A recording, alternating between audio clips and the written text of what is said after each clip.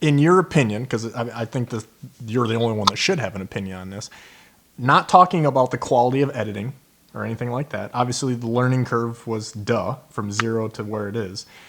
But where in there do you feel that you changed the direction of hook shots, if there was? I mean, did it go from the characters? I mean, because you can't meet a guy like the Hammer or a guy like me, or you can't try to predict that. And I don't think you're the type of guy that like looks for a guy like, well, I'm going to find a walleye guy because I need one. But he's got to be a character.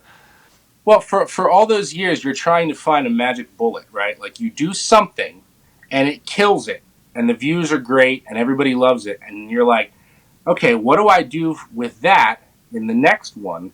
And you try and recreate that and it tanks and you don't know why. And then you do another one that you think is not, like people are not going to care that much about, and it goes insane. So I can honestly tell you that while I understand elements of what I think really engages people on the fish side, trying to nail them every time is not easy.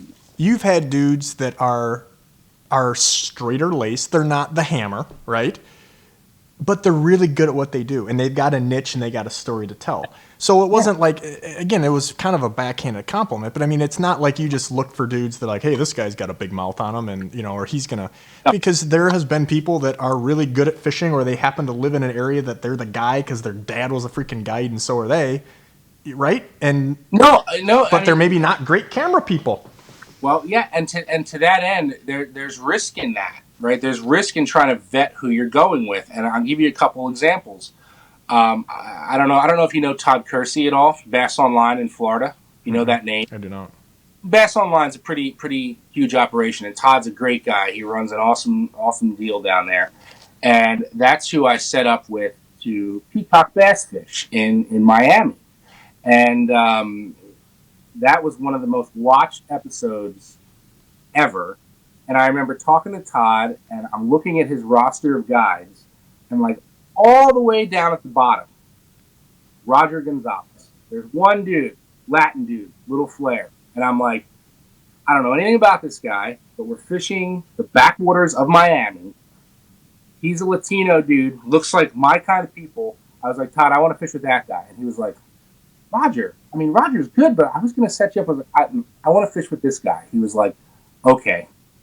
Roger was awesome. Like, we had so much fun with Roger that, and I'm not bragging. It's just fact. Like, I remember within like 6 months of that episode airing, all of a sudden, like Roger was like the #1 most requested peacock bass guide for Bass Online. And so, you gamble that way a little bit.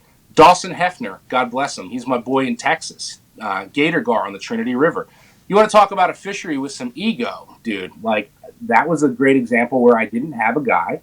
I called a bunch and frankly got kind of cold-shouldered by some of the big players. It was like, well, I'm not doing it unless you pay for my hotel room and, my kid's entry fee into Pee Wee football. And I'm like, all right, you're not my guy. The other dude doesn't call back. He's been on River Monsters, but he's too good to talk to me. And I just found this website with this unassuming dude. It was not a great website. Called him up, and he was like, man, I'd be very proud to help you out. And then when I met the dude, he had the most dry sense of humor I've ever met. Loved Dawson.